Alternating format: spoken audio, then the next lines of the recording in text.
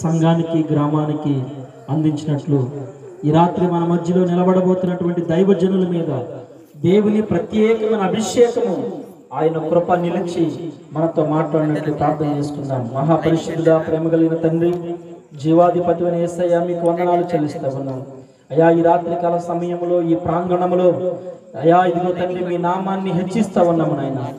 యేసయ్యా, మీ నామం ఘనపరచబడును గాక, మీ నామము స్తుతించబడును గాక. ఇదిగో తండ్రి, మీ దైవజనులు నిలబడుతుండగా ఏడంతల ఆత్మతో మీరు అభిషేకించండి అయ్యా. నీ దైవజనుల ద్వారా మీరు ప్రతి ఒక్కరితో మీరు మాట్లాడమని ప్రార్థిస్తూ ఉన్నాను నాయన. వాక్యానికి వ్యతిరేకంగా పనిచేస్తున్న ప్రతి బలహీనతలను మీరు లయపరచి, వినగలిగిన చెవిని, గ్రహించగలిగిన హృదయాన్ని అందరికీ మీరు దయచేయమని నజరేయుడైన యేసుక్రీస్తు నామంలో ప్రార్థిస్తున్నాము తండ్రి, ఆమేన్. ప్రార్థించిన దైవజనులకు ప్రత్యేకమైన వందనాలు. ఈ సమయంలో మరి దైవజనులు వర్తమానానికి వస్తూ ఉండగా వారిని చప్పట్లు కొట్టి ఆహ్వానిద్దాం. ఆ మంచి వర్తమానం వినబోతున్నాం. హల్లెలూయా.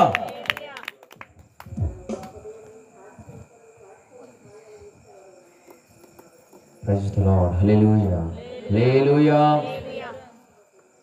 నాకు ఈ సమయాన్ని అనుగ్రహించిన దేవాది దేవునికి హృదయపూర్వక వందనాలు. అలాగే మా యొక్క ఆత్మీయ బంధాన్ని బట్టి, మాకున్నటువంటి ఆత్మీయ సంబంధాన్ని బట్టి దైవజనులు ప్రభు కిషోరయ్య గారు అన్న వారి ఇక్కడికి రావడానికి కారణం వారి కనుక, అలాగే వారిని బట్టి నేను స్తుతిస్తున్నాను ప్రభుని. వారికి హృదయపూర్వక వందనాలు. అలాగే ఎంతగా ఇక్కడ పరిచర్య జరుగుతుందంటే కారణము సంఘం అంతటికీ కూడి ఉన్న మీకు అందరికి కూడా హృదయపూర్వక వందనాలు. మీకేం వందనాలు చెప్పి అలవట్లేదా? కుర్చీలో ఉన్న వాళ్ళు కూడా చెప్పట్లా?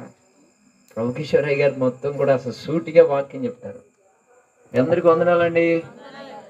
నాకు కొంచెం సౌండ్ తగ్గించండి. Hallelujah. Praise the Lord. Hallelujah, hallelujah, hallelujah, hallelujah. Praise the Lord. Hallelujah, hallelujah, hallelujah, hallelujah, hallelujah. ఒకసారి రెండు చేతులు ప్రభుని స్తుతించుదాం. హల్లెలూయా. అన్న జనాలు వచ్చేది ఇంకింతేనా? కొంచెం వాళ్ళని చైర్స్ పట్టుకుని ఎదురుకు వచ్చేయమంటే బాగుంటుంది అమ్మా. కొంచెం ఏమనుకోకుండా మీరు కొంచెం ముందుకు వస్తే తర్వాత వచ్చే పాస్టర్ గారికి కూడా నేను మార్గం సరళం చేస్తున్నాను అనమాట. కనుక కొంచెం ముందుకు రండి. అక్కడ కొంచెం మంది, అక్కడ కొంచెం మంది ఉంటే బాగోదు కనుక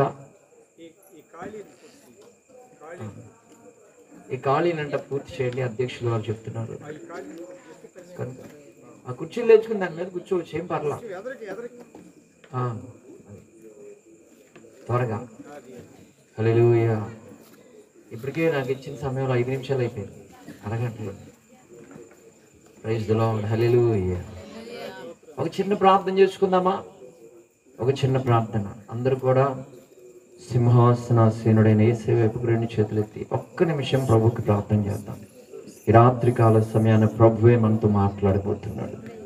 మహిమ కలిగిన దేవుని స్వరము వినబడుతూ ఉండగా, ఆ స్వరమే మనను తాకుతూ ఉండగా, మనము ఊహించినటువంటి మార్పులు, మనము ఊహించినటువంటి అద్భుత ఆశ్చర్యమైన కార్యాలు ప్రభు మన హృదయాల్లో, మన జీవితాల్లో, మన పరిచర్యలో జరిగించబోతున్నాడు. కనుక హృదయము తెరిచి ఒకసారి ప్రభువా నాతో మాట్లాడయ్యా అని అనగలవా?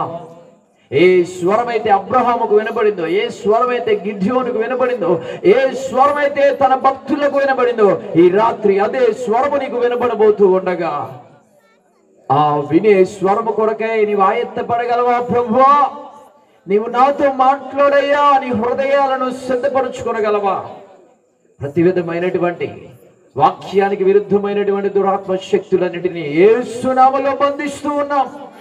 మీ సన్నిధి ప్రభువా వీరందరి మీదకి దిగివచ్చునుగాక, నీ అభిషేకము దిగివచ్చునుగాక, పరలోకపు అగ్ని దిగివచ్చునుగాక, మీ ఆత్మ సంచారం ఇక్కడ ఉండునుగాక తండ్రి. ప్రభువా వాక్యానికి విరుద్ధమైనటువంటి అవిధేయతను, తిరుగుబాటు చేసే ఆత్మను, దురాత్మ శక్తులన్నిటినీ కూడా అభ్యంతర పెట్టే ఆత్మలను, భయపెట్టే ఆత్మలను, నిరాశ పెట్టే ఆత్మలను, నిట్టూర్పులకు గురి చేసే ఆత్మలను యేసు నామములో బంధిస్తూ ఉన్నాం. ఈ సన్నిధి మాతో ఉంచండి అయ్యా. మీరు చేయదలిచిన కార్యం అంతటిని కూడా మీ శైలిలో, మీ స్థాయిలో, మీ మహిమకు తగినట్లుగా, మీ శక్తికి తగినట్లుగా అయ్యా ఈ వాక్య సందేశము ద్వారా మీరు జరిగించి ప్రభువా ఈ పరిచర్యకు, అలాగుననే అయ్యా ఈ గ్రామానికి కూడా ప్రతి ఒక్కరికి కూడా ఆశీర్వాదకరముగా జరిగించమని ప్రార్థిస్తున్నాం ప్రభువా. దైవజనులు ఎంతో ప్రయాసపడి ప్రభువా ఈ యొక్క ప్రభువా పరిచర్యను కొనసాగిస్తూ ఉండగా వారి పరిచర్య ప్రభువా అయ్యా రెట్టింపైన ఫలము పొందుకోవాలి మా తండ్రి. మీరే కృప చూపించమని ముందున్నటువంటి అయ్యా సమయం అంతటినీ మీ పాదాల చెంత పెట్టచ్చు అయ్యా. అల్పుణ్య అయోగ్యుణ్ణి నన్ను మరుగు చేసి మీరు మాత్రమే మాట్లాడి మహిమ పొందుకోనమని యేసు నామములో ప్రార్థిస్తున్నాము తండ్రి. ఆమేన్. కొంచెం గట్టిగా చెప్దాం ఆమేన్. హల్లెలూయా, హల్లెలూయా. కొద్దిసేపు దేవుని వాక్యాన్ని ధ్యానం చేసుకుందాం. దానియేలు గ్రంథము 2వ అధ్యాయము 46వ వచనం. మీరు తెచ్చుకున్న బైబిల్ త్వరగా తీయండి, ఎందుకంటే సమయం ఎక్కువ లేదు కనుక. దానియేలు గ్రంథము 2వ అధ్యాయము 46వ వచనం. అమ్మ మరొకసారి చెప్తాను. దానియేలు గ్రంథము 2వ అధ్యాయం 46వ వచనం. బైబిల్ తెచ్చుకున్న వాళ్ళందరూ కూడా బైబిల్ చూడండి. అంతటా రాజగు నెబుకద్నెజరు దానియేలునకు సాష్టాంగ నమస్కారం చేసి అతనిని పూజించి నైవేద్య ధూపములో అతనికి సమర్పింప ఆజ్ఞాపించెను. హల్లెలూయా. ఒకసారి అందరూ 2 చేతులు ప్రభుని స్తుతించుదాం. హల్లెలూయా. దేవుని వాక్యాన్ని శ్రద్ధగా వినండి ప్రియ దేవుని బిడ్డలారా. ఇక్కడ బైబిల్ చెప్తూ ఉంది, ఒక సామాన్యుడైనటువంటి దానియేలుకే మహా గొప్ప రాజు సాష్టాంగ పడిపోయి నమస్కారం చేశాడంట. ఆ గొప్ప రాజు ఎంత గొప్ప రాజు అంటే దైవజనులకు బాగా తెలుసు, బహుశా మీలో ఉన్న చాలా మందికి తెలిసే ఉంటుంది. ఆనాటి కాలంలో ఒకే ఒక్క సింహాసనము ప్రపంచానికి ఉన్నది. ఆ సింహాసనం మీద నెబుకద్నెజరు రాజు అనేటువంటి వ్యక్తి చక్రవర్తిగా పరిపాలన చేస్తూ ఉన్నాడు. అలా పరిపాలన చేస్తున్నటువంటి కాలంలో ఒకే ఒక్క రాజు కదా పరిపాలన చేసేది. ఆ ఒకే ఒక్క రాజు కూడా సామాన్యుడైనటువంటి దానియేలుకు సాష్టాంగ పడిపోయి నమస్కారం చేశాడంట. ఇంకా కానుకలు అర్పించాడు, ఇంకా బబులోను సంస్థానంలో ఆయన్ని హెచ్చించాడు, ఇంకా ఆయనని పూజించాడంట. దేవునికి స్తోత్రం. హల్లెలూయా. ఇంత గొప్పగా ఘనముగా జరగడానికి ఒక సామాన్యుడైన వ్యక్తికి సాగిల పడిపోయి, బోర్ల పడిపోయి సాగిల పడడానికి కారణం ఏంటి? దానియేలులో ఉన్నటువంటి మహాత్మ్యం ఏంటి? దానియేలులో ఉన్నటువంటి ఆ తలాంత్ ఏంటి? దానియేలులో ఏముందని దానియేలుకు వెళ్ళి సాష్టాంగ పడిపోయాడు. ఈ రాత్రికాల సమయాన ప్రియ దేవుని బిడ్డలారా, ఈ చిన్న వర్తమానము ద్వారా మనము బలపరచబడుదుముగాక. ఈ చిన్న వర్తమానం మనందరినీ కదిలించునుగాక. ఒక్క దానియేలే ప్రపంచాన్ని శాసిస్తున్నటువంటి రాజే తనకు సాష్టాంగ పడేలాగా చేసుకున్నాడంటే అతడు ఎంత గొప్ప వ్యక్తి అని మనం అనుకోవాలి. అతడు ఏం చేశాడు అని బైబిల్లో మనం ధ్యానం చేసుకుంటే మనం ముందుకు వెళ్దాం. అసలు దానియేలుకి ఒక మహా గొప్ప రాజు సాగిల పడిపోవడం ఏంటి? అప్పుడు రాజ్యాలన్నిటిని కూడా జయించేశాడు నెబుకద్నెజరు రాజు. రాజ్యాలను జయించి, రాజులను జయించి, సంస్థానాలన్నిటికీ ఒక రాజుగా ఉండి పరిపాలన చేస్తూ ఉంటే అంతటి స్థితిలో ఉన్న రాజు దానియేలుకు వెళ్ళిపోయి సాష్టాంగ పడిపోయాడంట. అలా పడిపోవడానికి కారణం ఏంటి? దానియేలు దగ్గర ఏమన్నా మాయలు ఉన్నాయా? దానియేలుకి ఏమన్నా బాగా సైకాలజీ తెలుసా? ఎలాగోలా మాయ పెట్టేసేసి తనని రాజునే వచ్చి కాళ్ళ దగ్గర పడిపోయేటట్లు చేసుకోవడానికి. దానియేలు దగ్గర ఇంకా ఏదైనా తలాంతులు ఉన్నాయా? ఇంకా ఏవైనా టాలెంట్లు ఉన్నాయా? దానియేలుకి ఇంకేదైనా తెలుసా? దానియేలు రాజు మనస్సును ఎరిగి ఏది ఆ రాజుకు ఇష్టమైనట్లుగా చేస్తే అతడు వచ్చి నాకు సాగిల పడ్డానికి అనడానికి మనస్సులేమన్నా ఎరిగిన వాడా దానియేలు అంటే? కాదండి, మనలాగా ఒక మనిషే. ఆ దానియేలే ఒక కార్యము జరిగిస్తే రాజు వచ్చి సాగిల పడిపోయాడు. రాత్రికాల సమయం నా ప్రియ దేవుని బిడ్డలారా, సామాన్యులమే మనము కూడా, కానీ ఆ దానియేలు సామాన్యుడే, కానీ అసామాన్యమైన కార్యాలు అతడు జరిగించాడు. కాబట్టి ఒక మహా గొప్ప రాజు వచ్చేసి పాదాల దగ్గర పడిపోయాడండి. దేవునికి స్తోత్రం. హల్లెలూయా. ఒక మహా గొప్ప రాజు వచ్చి పాదాల దగ్గర పడిపోయాడంటే అతడు చూడడానికి సాధారణమైన వ్యక్తే, కానీ ఆత్మీయత విషయంలో మామూలు వ్యక్తి కాదు, అసాధారణమైన వ్యక్తి. ఒక సూపర్ న్యాచురల్ పవర్ కలిగిన వ్యక్తి దానియేలు అనేటువంటి భక్తుడు. ఆ దానియేలు భక్తుడు ఏం చేస్తే వచ్చేసి సాగిల పడిపోయాడు? అతని దగ్గర ఏమున్నాయి? ఏ తలాంతులు ఉన్నాయి? అతడికి ఏం తెలుసు? అతడికి ఏమైనా నెబుకద్నెజరుని గురించినటువంటి మనసు అంతటి తెలుసా? లేదంటే ఇంకేమైనా ఏమైనా శాస్త్రాలు తెలుసా? ఏది చేస్తే వచ్చి రాజు సాష్టాంగపడతాడు అనేది ఆయన దగ్గర ఏమైనా ఉందా అంటే ఏది లేదు. ఆయన దగ్గర ఏమైనా భూములు ఉన్నాయా? ఆయన దగ్గర ఏమైనా ఎకరాలు 1000 ఎకరాలు 1,00,000 ఎకరాలు భూమి ఏమైనా ఉందా? స్థలాలు ఉన్నాయా? ఆయన దగ్గర ధనం ఉందా? ఆయన దగ్గర టన్నుల బంగారాలు, వెండి కానీ ఇంకేమైనా కానీ ఉన్నాయా? వజ్ర వైడూర్యాలు కానీ ఏమీ లేవండి ఆయన దగ్గర. అయినప్పటికీ రాజు వచ్చి సాష్టాంగ పడిపోయాడంటే అతని యొక్క స్థితి ఎలా ఉంది? అతడు ఏం చేశాడు?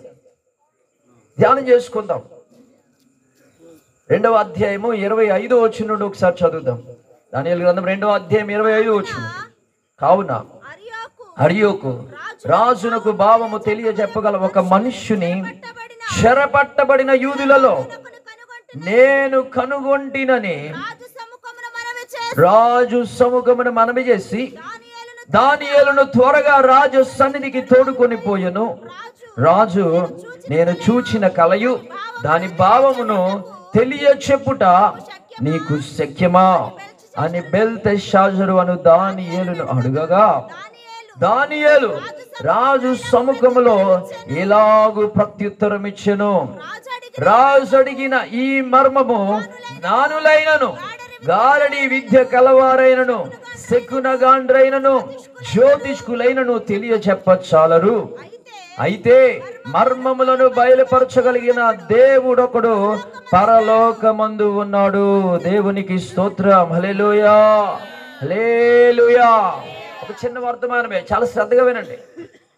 దానియేలు అనే భక్తుడు ఎందుకు రాజే సాగిలి పడిపోయేలాగున అతని యొక్క స్థితి ఉంది అంటే,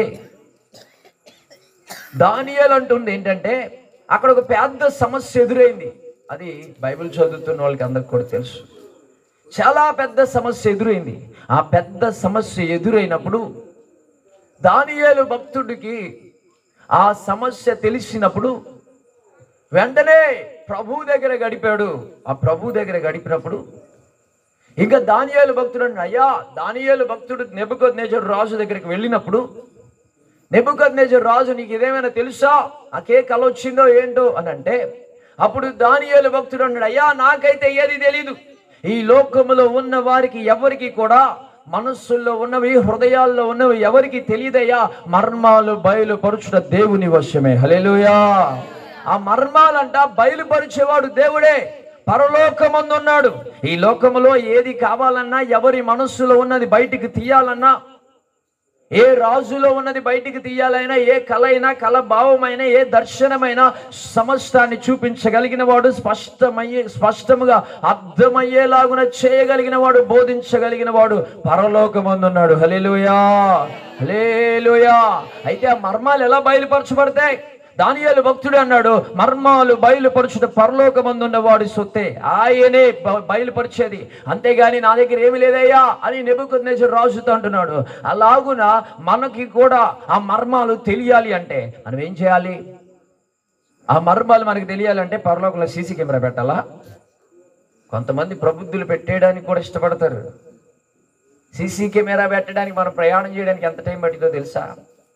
ఒక కాంతి వేగముతో వెళ్తే, అంటే సెకనుకు 1,00,000 కిలోమీటర్ల దూరంలో వెళ్తే అంత స్పీడ్లో వెళ్ళిన, అంత వేగంలో వెళ్ళినా కానీ పరలోకం చేరలే. మధ్యలోనే మన ప్రాణం పోయింది.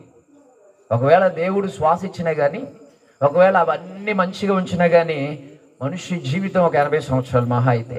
ఈ 80-100 సంవత్సరాలలోపు పరలోక ప్రయాణం మధ్యలోనే మనం విమానం వేసుకుని వెళ్ళినా, రాకెట్ వేసుకుని వెళ్ళినా మధ్యలోనే చచ్చిపోతాం. ఎందుకంటే పరలోకము బహు సుదూరమైనది. ఎవరు సమీపించరాని తేజస్సులో దేవుడు నివాసి ఉన్నాడంట. అంత సుదూరాన పరలోకమందు ఆయన నివాసం ఉంటే ఆ పరలోకపు మర్మాలు ఎలా తెలుస్తాయి?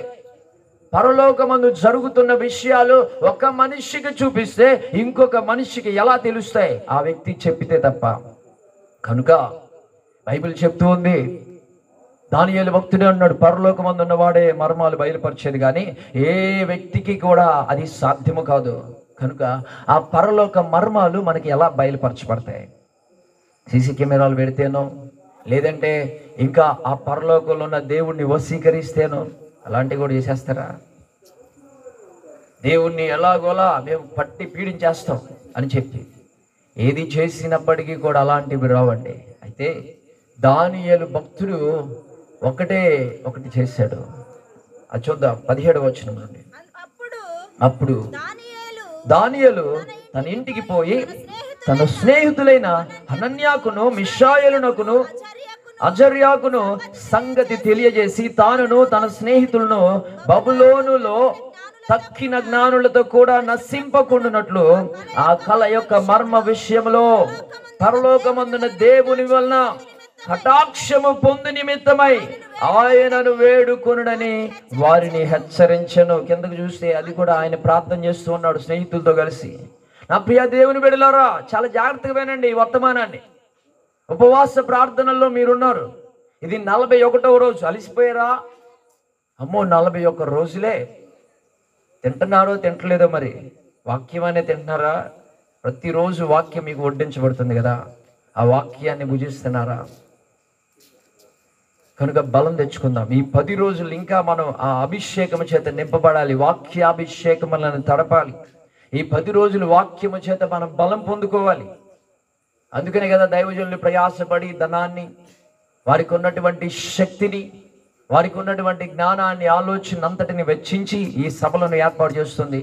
కనుక ఒక చిన్న సందేశం నా ముందున్న దైవజనులు ఇంకా 10 రోజులు, ఇంకా 9 రోజుల్లో ప్రసంగించే వారికి ఊరికే నేను ఒక మార్గము సరళము చేయడానికి, యేసయ్యకి ఎలాగైతే యోహాను అనే భక్తుడు ముందుగా వచ్చి మార్గం సరళం చేశాడు, అలాగే ఒక చిన్న సందేశం ఇచ్చి మిమ్మల్ని పురికొల్పాలనే ఉద్దేశంతో ఈ సందేశం ఇచ్చి ముగించేస్తారు. దాని తర్వాత పెద్దవారు దైవజనులు ఉన్నారు కాబట్టి కొన్ని మాటలే. అయితే మర్మము బయలుపరచబడుతుంది. ఎలాగంటే ప్రార్థన ద్వారానే. దానియేలు భక్తుడు ప్రార్థన చేశాడే కానీ ఇంకేది చేయలా. ప్రార్థన చేశాడు, అయ్యా ఏంటయ్యా అసలు నెబుకద్నెజరు రాజు అసలు ఎలాంటి మొండోడు, ఎలాంటి మూర్ఖుడు అంటే, ఎలాంటి కర్కోటకుడు అంటే, అతడికి కళ్ళ వస్తే దాన్ని మర్చిపోయాడు. మర్చిపోయిన వాడు తప్పు తనదే కదా. తప్పు తనదైతే ఏం చేస్తున్నాడంటే, భూమి మీద జ్ఞానులు ఎవరు ఉండకూడదు, అందరిని చంపేసేయండి అని అంటే వాళ్ళు మూర్ఖులనే కదా అర్థం. కనుక కొద్దిగా పై స్థానంలో ఉన్న వారికి మూర్ఖత్వం ఖచ్చితంగా ఉంటుంది. కాబట్టి ఆయన అసలు ప్రపంచం మీద అప్పుడు పై స్థానంలో ఉన్నాడు కాబట్టి కాస్తంత మూర్ఖత్వం ఎక్కువ ఉండి, ఎవరైతే నా కళ చెప్పలేదో, నా కళకి భావం చెప్పలేదో వాడిని ఖచ్చితంగా చంపేయండిరా అని చెప్పి ఆజ్ఞను జారీ చేశాడు. నిజానికి కళ మనస్సులో ఉన్నది ఈయనకి పుట్టింది, ఈయనే మర్చిపోతే అవతల వాళ్ళకి ఎలా తెలుస్తుంది? తెలియదు కదా. కాబట్టి ఈ నెబుకద్నెజరు రాజు అని ఆయన మర్చిపోయాడంట. అలా మర్చిపోయిన స్థితిలో అప్పుడు దానిని బట్టి జ్ఞానులందరినీ కూడా పిలిస్తే కనీసం ఒక్కరు కూడా చెప్పలేకపోయారు. అందరూ నేను ప్రైజ్ కొట్టాలి, రాజు దగ్గర నేను బహుమానం పొందుకోవాలి, రాజు దగ్గర నేను హెచ్చింపబడాలి, రాజు సంస్థానంలో నేను కూడా స్థిరపడిపోవాలి అని చెప్పి ఎవరికి వారే ఎక్కడెక్కడ నలుమూల నుండి జ్ఞానులందరూ కూడా రాజు దగ్గర పోగుపడ్డారు. ఆయన సంస్థానంలోకి వచ్చేస్తే అలా పోగుబడితే, అయ్యా చెప్పయ్యా ఆ కళ ఏదో చెప్పు, మేము వెంటనే భావం చెప్తాం. ఆ కళ ఏదో చెప్పయ్యా వెంటనే భావం చెప్తాం. అది మనకు తెలిసేది ఎంత ఉత్సాహం, అది మనకు తెలియకపోతే ఎంత నీరసం వచ్చేస్తుందో, ఎంత బలహీనత వచ్చేస్తుందో. కనుక ఈ రాత్రి కాల సమయమున అందుకే ప్రభు మనతో మాట్లాడుతున్నాడు. మర్మములు బయలుపరిచేది ఎలాగంటే ప్రభునితో మనకి కనెక్షన్ ఉండాలి. అదే ప్రార్థన. దేవునితో సంబంధం ఉండాలి. ప్రార్థన అనే దానికి అర్థం ఏంటంటే prayer means communication with God. అంటే దేవునితో సంభాషణ చేయటం, దేవునితో చక్కటి సంబంధం కలిగి ఉండటం. ఎవరైతే ఒక మంచి సంబంధాన్ని ప్రభుతో కలిగి ఉంటారో, ఆ పరలోకమందున్న దేవునితో సంబంధాన్ని కలిగి ఉంటారో, ఖచ్చితంగా ఆ పరలోకములో ఉన్న మర్మాలన్నీ కూడా ప్రభు జరిగిస్తాడు. ఆ మర్మాలన్నీ కూడా ఆ వ్యక్తికే, ఏ వ్యక్తి అయితే దేవుడితో సంబంధం కలిగి ఉంటాడో ఆ వ్యక్తికే దేవుడు బోధిస్తాడు. హల్లెలూయా. దానియేలు భక్తుడికి అదే విధంగా దేవుడు బోధించాడు. ఎలా బోధించాడంటే, అయ్యా జ్ఞానుల్ని చంపేస్తారంట, అయ్యా జ్ఞానులే గనక భూమి మీద లేకపోతే, మూర్ఖులు, మొండివాడు, స్వార్థపరులు, కపట వేషధారులు వీళ్ళందరూ భూమి మీద ఉంటే గనక, ఆ వ్యక్తులకు ఆలోచన చెప్పే జ్ఞానులు లేకపోతే భూమి సర్వనాశనం అయిపోతుంది కదా. భూమి మీద అన్యాయ అక్రమాలు పెరిగిపోతాయి కదా. కాబట్టి దానియేలుకి లోపల మనోవేదన పట్టుకుంది, దానియేలుకి లోపల బాధ కలిగింది. దానియేలు ఆక్రందన చేస్తూ ప్రార్థన చేస్తున్నాడు, అయ్యా ఇలా అయితే ఎలాగయ్యా, రాజే వచ్చేసి అందరిని చంపేస్తానంటే, జ్ఞానుల్నే చంపేస్తానంటే ఇలా అయితే ఎలాగయ్యా, భూమి మీద మంచి జరిగేది ఎలా, భూమి మీద నీ యొక్క కార్యాలన్నిటిని కూడా బయలుపరిచేది ఎవరయ్యా? ఆ జ్ఞానియే లేకపోతే ఆలోచన ఎవరు చెప్తారు? ఆ జ్ఞానియే లేకపోతే మంచి ఎవరు చెప్తారు? మంచి చెడులు, కీడు మేలు, ఆశీర్వాదము శాపము వీటన్నిటి గురించి ఎవరు చెప్తారయ్యా అని చెప్పి దేవుని పాదాలు పట్టుకోవడం మొదలుపెట్టాడు. హల్లెలూయా. కనుక నా ప్రియ దేవుని బిడ్డలారా, మర్మాలు ఎలా బయలుపరచబడంటే దేవునితో మనకి సత్సంబంధం ఉండాలి. ఎందుకంటే మర్మాలు ఆ ప్రభు వశాన్ని ఉన్నాయి కదా. ప్రార్థన చేసిన వారికి ఆ మర్మాలు తెలియపరచబడతాయి. ఇర్మీయా గ్రంథంలో 33వ అధ్యాయం 3వ వచనంలో తనకు మొర్రపెట్టు వారికి అందరికీ కూడా ఆయనంట ఉత్తరం ఇస్తాడంట. ఎలా ఉత్తరం ఇస్తాడంట? మర్మాలు, నిగూఢమైన రహస్యాలన్నీ కూడా తెలియపరుస్తాడంట. కనుక దానియేలు భక్తుడు ప్రార్థన చేసిన వాడు కాబట్టి, దానియేలు భక్తుడు ప్రార్థన చేశాడు కాబట్టి ఆ యొక్క కార్యాలన్నీ కూడా తనకి ఏ కల అయితే నెబుకద్నెజరు రాజు మదిలో పెట్టాడో దేవుడు, జరగబోతున్న సంగతులన్నిటినీ కూడా ఆ కల రూపంలో నెబుకద్నెజరు రాజుకు తెలియపరచబడితే వెంటనే అది మర్చిపోయాడంట. టెన్షన్లో పడిపోయి, ఏంట్రా బాబు ఈ కళని ఆలోచనలో పడిపోతే ఆ నిద్రలోనే మర్చిపోయాడు అతడు.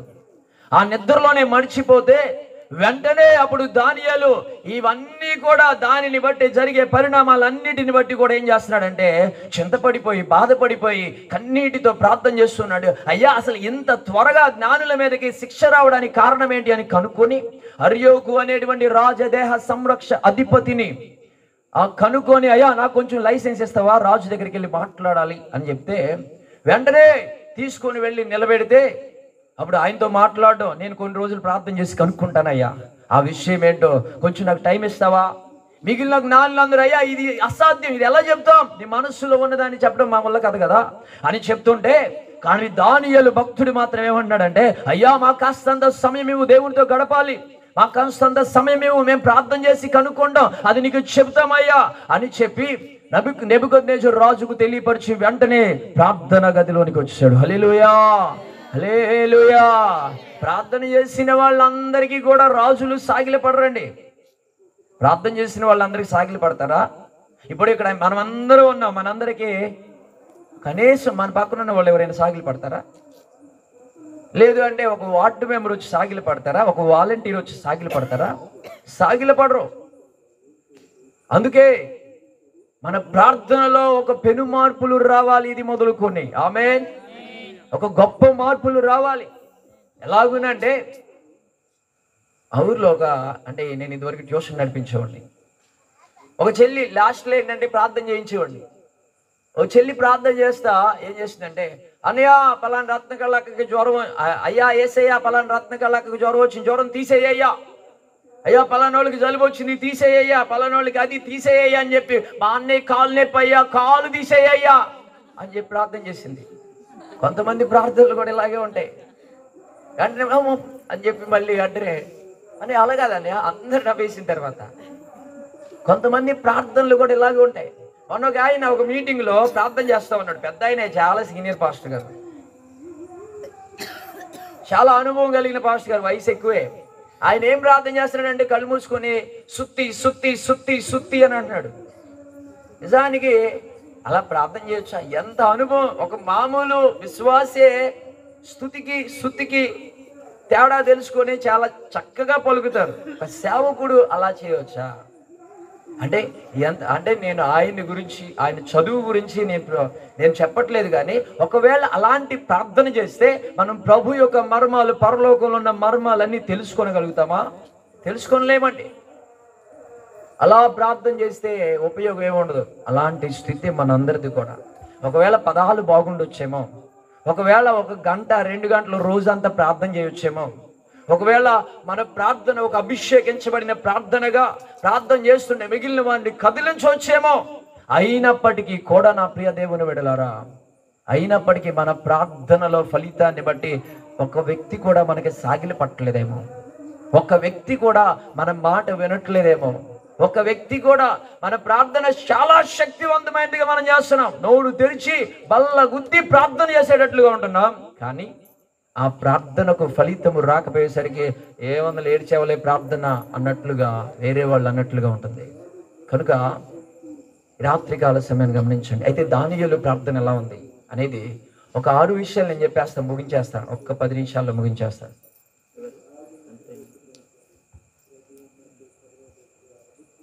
ఒక్క 10 నిమిషాల్లో ముగించేస్తాను. హల్లెలూయా. కావాలి అన్న వాళ్ళు 2 చేతులతో ప్రభువుని స్తుతించుదాం. హల్లెలూయా, హల్లెలూయా. కొద్దిసేపే మొట్టమొదటిది మన ప్రార్థనలో దానియేలు ప్రార్థన చేస్తే రాజు వచ్చి సాగిల పడిపోయాడు. ఎందుకంటే పరలోక మర్మాలు నాకు వచ్చిన కళ, దాని భావం ఈ వ్యక్తికి ఎలా తెలిసింది? అసలు నాకు చెప్పడం ఏంటి? మైండ్ పోయింది. దానియేలు చెప్పినటువంటి కళకే, దానికి అర్థానికి ఆ రాజుకు మైండ్ పోయి ఏం చేయాలో తెలియక అసలు రాజులే చెప్పలేకపోయారు, జ్ఞానులే చెప్పలేకపోయారు కదా, దీనికి సొల్యూషన్ ఎవ్వరు ఇవ్వలేకపోయారు కదా. అలాంటిది దానియేలు అనేటువంటి సామాన్యుడు ఇవ్వడం ఏంటి? ఇతడు కలిగి ఉన్న దేవుడు గొప్ప దేవుడు, పరలోక మర్మాలు తెలియజేసేది వీళ్ళ దేవుడే అని చెప్పి సాగిల పడిపోయాడు. కాళ్ళ దగ్గర పూజించాడంట. నైవేద్యాలు ఇవన్నీ కూడా తెప్పించి అతనికి అర్పించని ఆజ్ఞాపించాడు. అంత మాత్రం కాదు, బబులోను సంస్థానంలో అతన్ని హెచ్చించాడు, అతనికి ఉన్నతమైన స్థానం ఇచ్చాడు. 3 ప్రముఖుల్లో ఆ సంస్థానంలో ఇతడే ప్రముఖుడైపోయాడు. అంటే రాజు తర్వాత ఇతనిదే ఆ స్థానం. హల్లెలూయా, హల్లెలూయా. కనుక నా ప్రియ దేవుని బిడ్డలారా, అయితే దానియేలు ప్రార్థనలో ఏముంది? 1 ఇప్పుడే మనం చదివాం 17వ వచనంలో. దానియేలు ఏం చేస్తాడు తెలుసా? ఏకీభవిస్తాడు ప్రార్థనలో ఇతరులతో. మనకి అలవాటు ఉందా ఏకీభవించకుండా? నేను వాళ్ళతో ప్రార్థన చేయడం, నా ప్రార్థన ఎంత శక్తివంతమైందో తెలుసా అనే స్థితి ఉంటే గనక ఆ ప్రార్థనని ఖచ్చితంగా దేవుని చిత్తానికి విరుద్ధమైనదే. మత్తయి సువార్త 18వ అధ్యాయంలో 18వ వచనం నుండి కిందకి చదివితే, ఇద్దరు ఏకీభవిస్తే, వారు ప్రార్థన చేస్తే, వారు భూమి మీద దేనిని బంధిస్తే పరలోకమందు కూడా బంధించబడుతుందంట. భూమి మీద దేనిని విప్పితే పరలోకమందు కూడా అది విప్పబడుతుందంట. హల్లెలూయా. దానియేలు ఆత్మ సత్యాన్ని ఎరిగినవాడు కాబట్టే దానియేలు ఏం చేస్తున్నాడు? మనొక్కడి వల్ల కాదు కదా అని చెప్పి స్నేహితుల్ని పురికొల్పి మరీ ప్రార్థన చేస్తూ ఉన్నాడు. అలా ప్రార్థన చేస్తూ ఉంటే వీరందరూ కూడా పరలోకాన్ని తెరుస్తుంటే ఆ విషయమై పరలోకము తెరవబడిందండి. ఆ పరలోకము తెరవబడింది కాబట్టి మర్మాలు బయలుపరచబడినాయి. 1 మనం ఏం చేయాలో తెలుసా? రాజులు మనకి సాగిలపడాలి అంటే మన ప్రార్థన ఎలా ఉండాలి అంటే ఇతరులతో ఏకీభవించాలి, పరిశుద్ధులతో ఏకీభవించాలి, విశ్వాసులతో ఏకీభవించాలి, సంఘముతో ఏకీభవించాలి, అంతకు అవసరమైతే సేవకులతో కూడా ఏకీభవించాలి. అలా ఏకీభవించి ప్రార్థన చేస్తేనే మన యొక్క ప్రార్థన శక్తివంతమవుతుంది. అప్పుడు పరలోకము తెరవబడుతుంది, మర్మాలన్నీ కూడా మనకి బయలుపరచబడతాయి. అప్పుడు రాజులు కానీ, ఈ లోకంలో ఉన్నవారు కానీ, ఊరిలోనో గొప్పవారు కానీ, రాష్ట్రాల్లోనో గొప్పవారు కానీ మన యొద్దకు తరలించబడతారు. ఆమేన్, హల్లెలూయా, హల్లెలూయా. 2వ విషయం చూద్దాం. 2వ విషయం ఏంటంటే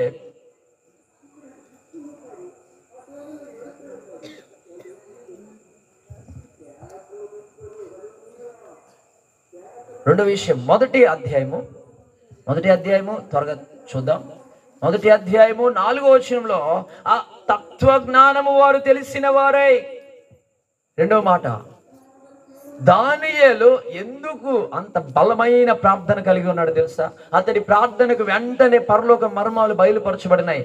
ఎందుకంటే 2వదిగా ఏంటంటే అతడు తత్వజ్ఞానాన్ని తెలిసినవాడు. హల్లెలూయా. తత్వజ్ఞానం అంటే మనకందరికి కూడా తెలుసు. తత్వజ్ఞానం అంటే థియాలజీ అంటారు ఇంగ్లీష్లో. థియాలజీ అంటే థియోస్ అంటే దేవుడు, లాజీ అంటే స్టడీ. దేవుని గురించి చదివేదే తత్వజ్ఞానం. దానియేలు దేవుని గురించి బాగా ఎరిగినవాడు, ఆ తత్వజ్ఞానం ఉన్నవాడు. ఆ తత్వజ్ఞానం ఎలా తెలుస్తుందండి? ఎలా తెలుస్తుందంటే ఇదిగో ఇది బాగా ఎవరైతే చదువుతారో, దీన్ని బాగా ఎవరైతే ఎరుగుతారో ఖచ్చితంగా వారు తత్వజ్ఞానం కలిగిన వ్యక్తులు అవుతారు. ఖచ్చితంగా వారు దేవుని మనస్సును ఎరిగిన వారు అవుతారు. ఆ దేవుని చిత్తము ఎరిగిన వారు అవుతారు. అలా ఎరిగిన వారై ఉండి ప్రార్థన చేస్తుంటే పరలోకము తెరవబడకుండా ఉండదు. యోహాను మొదటి పత్రికలో 5వ అధ్యాయము 12వ వచనములో దేవుని వాక్యం ఎలా సెలవిస్తుందంటే, మనము ఏది అడిగినను ఆయన ఇస్తాడు అనడానికి సూచన ఏది అంటే, ఆయన చిత్తానుసారముగా మనము అడిగితే దేవుడు అంట సమస్తము కూడా అనుగ్రహిస్తాడంట. ఆయన చిత్తానుసారం అడగడం అంటే ఏంటంటే వాక్యానుసారముగా, తత్వజ్ఞానము తెలిసి ఉండాలి. దానియేలు భక్తుడికి తత్వజ్ఞానం తెలుసు కాబట్టి అలా దాని ప్రకారం ప్రార్థన చేశాడు. అతనికి కార్యాలు జరిగినాయి, గొప్ప కార్యము జరిగింది. కాబట్టి రెండవదిగా మనకి తత్వజ్ఞానం బాగా తెలియాలి. దేవుని గురించిన జ్ఞానం మనకి బాగా తెలియాలి. సామెతల గ్రంథంలో 28వ అధ్యాయంలో 9వ వచనం అనుకుంటా ఒక మాట ఉంటుంది, ధర్మశాస్త్రము వినబడకుండా చెవి నుండి తొలగించుకుని వాని ప్రార్థన యెహోవాకు హేయమని బైబిల్ సెలవిస్తుంది. మనకి వాక్యం అంటే ఇష్టం ఉండదు, దేవుని యొక్క వాక్యానికి లోబడము. కానీ మరి ప్రార్థన అయితే దేవుడు ఇనేసి కాసులు కురిపించేసేయాలా, దేవుడు ఇనేసేసి వెంటనే ఫలితం ఇచ్చేసేయాలా? బైబిల్ సెలవిస్తుందో తెలుసా? మన ప్రార్థన ఆలకించబడాలి, ముద్రించబడాలి, పరలోకానికి అది చేరాలి అంటే ధర్మశాస్త్రం అనేది మనం గ్రహించాలి. ధర్మశాస్త్రం అనేది మన చెవిలో నిత్యము ధ్వనించాలి. ఆ ధర్మశాస్త్ర ప్రకారం జీవించాలి. అలా జీవించినట్లయితే, ఆ ధర్మశాస్త్ర అనుసారముగా మన యొక్క జీవితం ఉంటే అప్పుడు చిన్న ప్రార్థన చేస్తే చాలండి, వెంటనే దేవుని సన్నిధికి చేరుతుంది. హల్లెలూయా, హల్లెలూయా.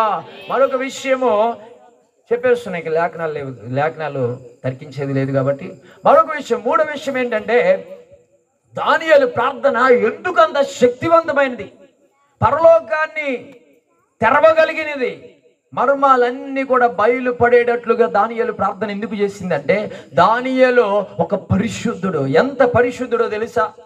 ఎంత పరిశుద్ధుడు అంటే, అయ్యా ఆ రాజు భోజనం మేము చేయమయ్యా, చేస్తే మేము మలినమైపోతాం, అన్నిల భోజనం అది మేము చెయ్యం. కనుకనే అతడు పరిశుద్ధుడు కాబట్టే, అతడు పరిశుద్ధమైన వ్యక్తి కాబట్టే అతడు ప్రార్థన చేస్తే వెంటనే దేవుని సన్నిధికి వెళ్ళింది. బైబిల్ సెలవిస్తుంది, హృదయ శుద్ధి గలవారు ధన్యులు, వారు దేవునిని చూచెదరని. హల్లెలూయా. హృదయ శుద్ధి ఉంటే ఖచ్చితంగా దేవుని చూస్తాం, పరిశుద్ధత ఉంటే ఖచ్చితంగా దేవుని చూస్తాం. హెబ్రీయులకు రాసిన పత్రికలో 12వ అధ్యాయం 14వ వచనంలో ఒక మాట ఉంటుంది, ఏమనంటే పరిశుద్ధత లేకుండా ఎవడునూ ప్రభువుని చూడలేడంట. మనలో అన్నీ ఉండొచ్చేమో, కానీ పరిశుద్ధత లేకపోతే ప్రభువుని ఎలా చూస్తాం? పరిశుద్ధత లేకపోతే పరలోక మర్మాలు మనకు ఎలా బోధించబడతాయి? దేవుని హృదయంలో నుండి కదా దానియేలుకు అవన్నీ బోధించింది. కనుక దానియేలు ఈ ఆహారం విషయంలో కూడా చాలా పరిశుద్ధంగా ఉన్నాడు. అంటే ఎంత నియమ నిష్టలు కలిగిన వాడు, ఎంత పరిశుద్ధత కొరకు తప్పించినవాడు. కనుక మూడో విషయము, దేని కొరకు దానియేలు యొక్క స్థితి ఏంటంటే చాలా పరిశుద్ధుడు. అందుకనే రాజు వచ్చి సాష్టాంగ పడిపోయాడు తన ప్రార్థన ఫలితానికి. అలాగే నాలుగో విషయం ఏంటి అంటే, నాలుగో విషయము 9వ అధ్యాయంలో 11వ వచనము అలాగే 20వ వచనాల్లో ఒక మాట ఉంటుంది, ఏమనంటే, అయ్యా మేము మా పితరులు పాపము చేసామయ్యా, అయ్యా మమ్మల్ని క్షమించయ్యా అని అంటున్నాడు. ఇంకొక మాట చెప్తున్నాను, నాలుగో మాట ఏంటంటే, దానియేలు ఎలాంటి వాడు తెలుసా? ఎలాంటి వాడంటే, దానియేలు తన ప్రజలందరి పాపాలని తన మీద వేసుకుని ప్రార్థన చేసేవాడు. సేవకులు అదే చేస్తారండి. దేవుని సేవకులందరూ కూడా, ప్రభువా సంఘము ఏదో పాపం చేశారు, క్షమించయ్యా, వాళ్ళ పాపం నా మీద వేసుకుంటానయ్యా. మోషే భక్తుడు 32వ నిర్గమకాండం 32:32లో అదే మాట అండి, అయ్యా నీవు ధర్మశాస్త్రములో వారిని గనక నీవు క్షమించుకుంటున్నావా, అయితే నా పేరు తీసే, వారి పాపాలని నీవు క్షమించకపోతే నేనెందుకయ్యా పరలోక రాజ్యం, నా పేరు కూడా కొట్టేసే అని చెప్పి నిర్గమకాండం 32వ అధ్యాయం 32వ వచనంలో అన్నాడు.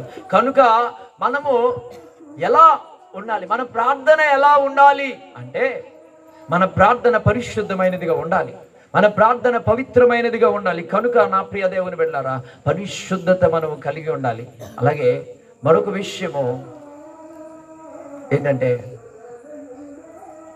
ఈ పాపాలన్నిటిని కూడా దైవజనుడు తన మీద వేసుకోవాలి. లేదంటే తన ఇంటి వారి పాపాలు మనం వేసుకోగలుగుతున్నాం. ఎవరైనా అయ్యా నా భర్త మేమందరం కలిసి పాపులమేనయ్యా. ఇప్పుడు నీతిమంతురాలువే, నీవు నీతిమంతుడే, రక్షించబడ్డావు, అయినప్పటికీ కూడా పాపాన్ని ఒప్పుకోగలవా? వేరే వాళ్ళ పాపాన్ని మీదేసుకుని ఒప్పుకోగలవా? అయ్యా నేను వ్యభిచారం చేశానయ్యా, నిజానికి మనం చేయలే, వేరే వాళ్ళు చేశారు, మన ఇంట్లో వాళ్ళు చేశారు. అయ్యా మేము వ్యభిచారులమయ్యా అని ఒప్పుకోగలమా? ఒప్పుకోలేం. కానీ దానియేలు భక్తుడు అతి పరిశుద్ధుడు, అతి పవిత్రుడు, నీతిమంతుడయ్యుండి కూడా, మంచి భక్తిపరుడయ్యుండి కూడా, యథార్థవంతుడయ్యుండి కూడా, అయ్యా మేము పాపం చేసేసామయ్యా అని చెప్పి ప్రభు దగ్గర ఏడుస్తూ ఉన్నాడు. కాబట్టి ఐదో విషయం ఏంటి అంటే, మన పాపాలని ఇతరుల పాపాలని మన మీద వేసుకుంటే గనక వాళ్ళ ప్రార్థన చాలా శక్తివంతమవుతుంది. కనుక మనము యెహెమ్యా భక్తుడు కానీ, ఎజ్రా భక్తుడు కానీ, మోషే భక్తుడు కానీ, దానియేలు భక్తుడు కానీ, మీరందరూ కూడా వారి పితరుల పాపాలన్నిటిని కూడా వారి మీద వేసుకుని దేవునికి ప్రార్థన చేశారు. అయ్యా మేము పాపము చేశానయ్యా, వారిని క్షమించేసేయ్యా, అయ్యా వారి పక్షాన్ని నేను ఒప్పుకుంటున్నానయ్యా. యేసయ్య చేసింది అదే కదా, ప్రభువా వీరేమి చేయుచున్నారు, వీరు ఎరుగరు తండ్రి, వీరిని క్షమించయ్యా అని సిలువలో ఉండి ప్రార్థన చేశాడు. నా ప్రియ దేవుని బిడ్డలారా, అలాంటి ప్రార్థన మనకి రావాలి. అలాగే ఐదో విషయం ఏంటి అంటే, 10వ అధ్యాయంలో ముందున్నటువంటి బాధాకరమైన స్థితులను బట్టి, అసలు తర్వాత భవిష్యత్తులో ఏం జరగబోతుంది అనే విషయాన్ని బట్టి దానియేలు భక్తుడు ఏం చేస్తున్నాడంటే ఉపవాసం ఉండిపోయి కన్నీరు విడుచు ప్రార్థన చేసేస్తున్నాడు. 21 రోజులలో ప్రార్థన చేశాడు. అయ్యో అతడు సరిగ్గా తినడానికి లేదంట. ఎందుకు అంటే అసలు భవిష్యత్తులో ఏం జరుగుతుంది, ఆ మర్మాలు నేను తెలుసుకోవాలి. అసలు భవిష్యత్తులో అసలు భూమి ఉంటుందా లేదా, మనుషులు ఎలా ఉంటారు, ఎలాంటి స్థితి కలిగి ఉంటారు, ఆ దర్శనాలు నేను చూడాలని ప్రార్థన చేశాడంట. అలా ప్రార్థన చేశాడు. దాని కొరకు తన యొక్క శరీరాన్ని బలహీనపరుచుకున్నాడు, తన ఆరోగ్యాన్ని పాడు చేసుకున్నాడు, తనకి కావలసినవి తను కోరుకునేటువంటి ఆహారాన్ని కూడా ప్రక్కన పెట్టేశాడు. కనుకనే అలాంటి గొప్ప ప్రార్థనా పరుడికి రాజు వచ్చి సాగిలపడడం జరిగింది. మనం కూడా మన ప్రార్థనలో ఏదైనా త్యాగం చేయగలుగుతున్నామా? 40 రోజులు ఉపవాస ప్రార్థన చేశాము, కానీ ఆ ఉపవాస ప్రార్థనలో దేవుడు వద్దు అన్నవి మానేసామా? అలంకరణలు మానేసామా? దేవుడు వద్దు అన్నటువంటి ఆహారాన్ని, లేదంటే మనం సమర్పించుకున్న దాన్ని మనం విడిచిపెట్టేసామా? ఏదైనా తీర్మానం తీసుకుంటాం ఉపవాస ప్రార్థనల ప్రారంభంలో, దాని తర్వాత వాటిని ఆచరిస్తున్నామా? కనుక నా ప్రియ దేవుని బిడ్డలారా జ్ఞాపకం చేసుకోండి. ఇంక నేను ముగించేస్తున్నా. 5వ మాటగా మనం ఏం చేయాలో తెలుసా? ఏం చేయాలంటే ఇతరుల బాధలను మనం హృదయంలో పెట్టుకోవాలి. 2వ రాజుల గ్రంథంలో 19వ అధ్యాయంలో 3-4 వచనాల్లో ఒక మాట ఉంటుంది. ఏమనంటే, హిజ్కియా అనే భక్తుడు ప్రార్థన చేస్తూ ఉంటాడు. ఏం ప్రార్థన చేస్తాడంటే, అయ్యో ప్రభువా ఈనాడు పిల్లలు కనుటకు సమయం వచ్చాను, కానీ పిల్లలు కనడానికి శక్తి లేదయ్యా అని చెప్పి కన్నీరు గారుస్తూ ఉన్నాడు. అశ్షూరు రాజు వచ్చి సైన్యముగా వచ్చి చంపైపోతూ ఉంటే, ఆ అశ్షూరు రాజుని బట్టి గడగడ వణికిపోతూ తన ప్రజలను, సేవకుడిని యెషయాని వీరిని పురుకొల్పి ప్రార్థన చేస్తూ ఉంటే, ఆ ప్రార్థనలో ఏం చేస్తున్నాడంటే, ఇంకా భక్తుడు అంటూ ఉన్నాడు, శేషించి ఉన్న వాని కొరకు హెచ్చుగా నువ్వు ప్రార్థన చేయము అని దైవజనుడికి చెప్తున్నాడు హిజ్కియా రాజు. ఇక మిగిలిన ఉన్న జనము కొరకు అపాయకరమైనటువంటి ఈ కాలంలో మనం ఎలా ప్రార్థన చేయాలి? అరకొరగా ప్రార్థన చేస్తే సరిపోతుందా? శేషించి ఉన్న జనము కొరకంట మన ప్రార్థన హెచ్చైపోవాలి, అంటే హెచ్చింపబడాలి. మీకు అందరికీ హెచ్చవేతలు తెలుసు కదా, అదే దానికి అర్థం. కాబట్టి నా ప్రియ దేవుని బిడ్డలారా, మన ప్రార్థనలు హెచ్చవాలి. ఈ యొక్క అంత్యకాలంలో ప్రార్థనలో మనం బహుగా గడపాలి. ప్రార్థనలో మనం బహుగా తీవ్రంగా గడిపినట్లయితే ఆ ప్రార్థనకు వచ్చే ఫలము అనేక మంది నీకు సాగిలపడేలాగున చేస్తుంది. ఆమేన్, హల్లెలూయా, హల్లెలూయా. ఆఖరి మాటగా దానియేలు 6:10లో మనకందరికి తెలిసిన మాట ఏంటి అంటే, దానియేలు దర్యావేషు రాజు చేత ఒక ఆజ్ఞ జారీ చేయబడితే, సంతకము చేసి ఆజ్ఞను జారీ చేస్తే, శాసనాన్ని, నువ్వు ప్రార్థన చేస్తే కనుక సింహాల బోనులో వేయబడతావు అని చెప్పి ఒక సంతకాన్ని ఆనాడు సంస్థానం అంతటి మీద దర్యావేషు రాజు అధికారంలో ఎక్కడెక్కడైతే ఆయన అధికారిగా ఉన్నాడు, రాజుగా పరిపాలన చేస్తున్నాడు, ఆ అంతటికి కూడా తాకీదులు పంపేస్తే ఒక్కళ్ళు కూడా 30 రోజులు ప్రార్థన చేయడానికి ఇష్టపడలా. యూదులు కూడా అనేక మంది ప్రార్థనలు చేయడానికి ఇష్టపడ్డారు లేదో కానీ, దానియేలు అంటే ఆ రోజే అది మొదలుకొనే ఉదయము, మధ్యాహ్నము, సాయంత్రము 3 పూట్ల కూడా మోకాళ్ళుని ప్రార్థన చేసేస్తున్నాడు. నా ప్రియ దేవుని బిడ్డలారా, దానియేలు అందుకే అంత శక్తిమంతుడయ్యాడు. దానియేలు ప్రార్థనని ప్రాణము కంటే ఎక్కువగా దాన్ని హెచ్చించాడు కాబట్టి ప్రాణం పోవడానికి ఆయన ఇష్టపడ్డాడు. కానీ అయ్యో ప్రార్థన అంటే ఎలా, అయ్యో నాకు ప్రాణం అవసరం, ప్రార్థనే కావాలి, దేవునితో సంబంధమే కావాలి, దేవునితో సంభాషణ కావాలి. ప్రభువుతో మాట్లాడకుండా ఒక్క క్షణమైన ఉండగలనా? ప్రభువుతో మాట్లాడకుండా, నా పరమ తండ్రితో మాట్లాడకుండా నేను కొద్ది సమయమైనా గడపగలనా అని చెప్పి అతడు బాగా అత్యావేశముతో నిండిపోయి నేను ఇలా ఉండలేను కదా. మనం ఎన్నిసార్లు ప్రార్థన చేస్తున్నాం రోజుకి? దానియేలు భక్తుడు 3 సార్లు రోజుకి ప్రార్థన చేస్తూనే ఉన్నాడు. ఉదయము, సాయంత్రము, మధ్యాహ్నము ఇలా ప్రార్థన చేస్తూనే ఉన్నాడు. ఆ ప్రార్థనలో ఏ మాత్రం కూడా ఏది తగల. రాత్రికాల సమయంలో ప్రియ దేవుని బిడ్డలారా, మీకందరికీ కూడా ఒక దైవజనుడుగా తెలియపరుస్తున్నా, హెచ్చరిస్తున్నా, మన ప్రార్థన ఏది? దానియేలు అంతగా ప్రార్థన చేశాడు కాబట్టి అందరూ ఒకసారి నోరు తెరుద్దామా? ఒక చిన్న ప్రార్థన, ఒక్క నిమిషం. ప్రభువా నీవు నాతో మాట్లాడయ్యా, ప్రభువా నాతో మాట్లాడయ్యా. ఒక చిన్న ప్రార్థన. దానియేలు వలె ప్రార్థన చేయడానికి నీవు తీర్మానం తీసుకోగలవా? దానియేలు వలె నేను కూడా ఇది మొదలుకొని ముమ్మారు ప్రార్థన చేస్తానయ్యా. దానియేలు వలె నేను కూడా నా ప్రజల యొక్క దోషాలు, పాపాలన్నిటిని నా మీద వేసుకొని ఒప్పుకుంటానయ్యా. దానియేలు వలె నేను కూడా పరిశుద్ధత కలిగి ఉంటానయ్యా. దానియేలు వలె నేను కూడా బైబిల్ జ్ఞానాన్ని బాగా తెలుసుకొని ఉంటానయ్యా. దానియేలు వలె నేను కూడా ఇతరులతో ఏకీభవించి ప్రార్థన చేస్తానయ్యా. నేను కూడా దానియేలు వలె ఇతరుల బాధలను బట్టి భవిష్యత్తులో ఏం జరగబోతుందో అని ఉపవాసం ఉండేసి ప్రార్థన చేస్తానయ్యా అని ఒక తీర్మానం తీసుకొనగలవా? మహోన్నతుడైన మా తండ్రి నీకు వందనాలు ప్రభా. రాత్రికాల సమయంలో మీరు మాతో మాట్లాడిన విధానం కొరకు వందనాలు చెల్లిస్తున్నాం ప్రభా. ఈ విలువైన ప్రశస్తమైన సమయాన్ని బట్టి నేను స్తుతిస్తున్నాం. నీ బిడ్డలందరినీ కూడా దానియేలు వలె ప్రార్థన చేసే బిడ్డలుగా మార్చండి అయ్యా. అయ్యా దానియేలు ఏ విధంగా అయితే ప్రార్థన చేసి పరలోక మర్మాలు తెలుసుకున్నాడో అదే విధంగా నీ బిడ్డలు కూడా ప్రభువా ఆ విధమైన కార్యాలను చూడడానికి, అసాధ్యమైన కార్యాలు ప్రార్థన ద్వారా భూమి మీద జరిగించడానికి నీ బిడ్డలను ప్రభువా బలపరచండి అయ్యా. ప్రార్థనాత్మ చేత మీరు సంధించమని ప్రార్థిస్తున్నామయ్యా. మీరే కృప చూపించి నడిపించమని ముందున్నటువంటి సమయం కొరకు అయ్యా మరొక వాక్యోపదేశం కొరకు దైవజనుల కొరకు నేను స్తుతిస్తూ మీరే అధ్యక్షులు కూడా నడిపిస్తున్నందుకు వందనాలు చెల్లిస్తూ యేసు నామములో అడుగుచున్నాం తండ్రి, ఆమేన్. అందరికి వందనాలు. సమయం ఇచ్చిన అధ్యక్షులు వారికి. మంచిదండి, చక్కని వర్తమానం. దానియేలును గురించినటువంటి మర్మాలతో కూడినటువంటి వర్తమానం కొంచెం ఆలస్యమైనప్పటికీ అంటే మన